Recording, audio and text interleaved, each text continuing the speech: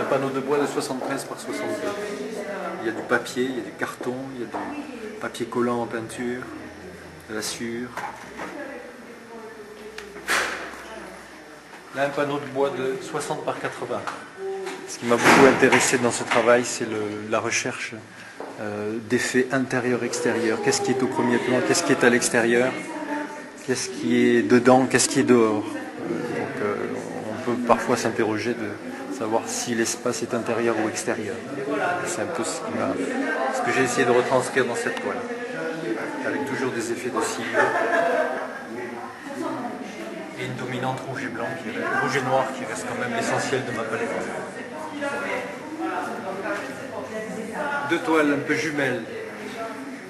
Toujours qu'est-ce qui est devant, qu'est-ce qui est derrière, quel est l'élément principal, avec des effets de matière toujours, le même matériau utilisé, c'est-à-dire la sciure, mais il y a aussi du papier, des techniques de reproduction,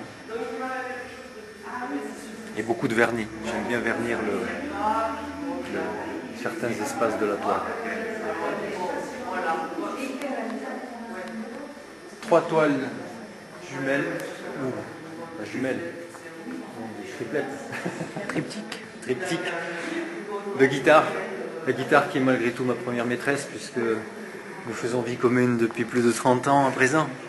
Donc j'ai voulu rendre hommage à cet instrument qui, comme certains d'entre nous ici présents, sur lequel elle exerce une certaine fascination. Donc guitare que j'ai voulu styliser, rendre un peu sensuelle, un peu sidérale. Guitare de l'espace. Et hors de l'espace et hors du temps. Donc vous pouvez voir en face une Gibson Les Paul, à droite une Stratocaster et au milieu une Ovation.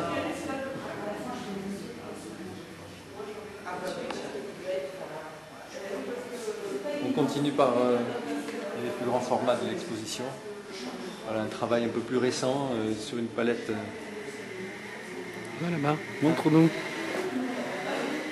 Franchement, comme on entend, une palette un peu plus simple, plus épurée, jaune, avec un pigment rouge-rose, et un peu de marron qui a été étiré, gratté grâce à la sciure, et puis de nouveau avec des stries sur le bas, que tu pourras voir en t'approchant un petit peu. J'essaie de travailler à cette époque-là, un peu plus récemment, sur des effets de transparence, avec des couleurs beaucoup plus diluées, qui se superposent pour créer ces effets de profondeur. Là, la sciure a été utilisée pour gratter la peinture, mais je l'ai enlevée par la suite. Contrairement aux d'autres toiles que nous avons vues, où le matériau est resté.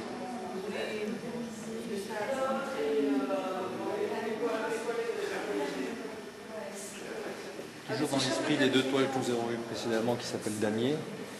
Une toile qui est assez ancienne aussi, qui doit dater de 2006, sur lequel les techniques sont toujours les mêmes, c'est-à-dire la peinture étirée grâce à la sciure et à la spatule, avec des aplats de couleurs qui font penser un petit peu à un damier. Là, on n'est pas très loin de Nicolas de Staël.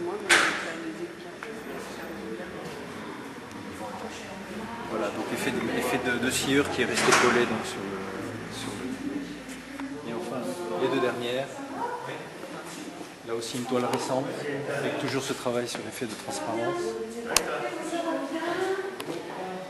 Matière qui est restée sur la toile.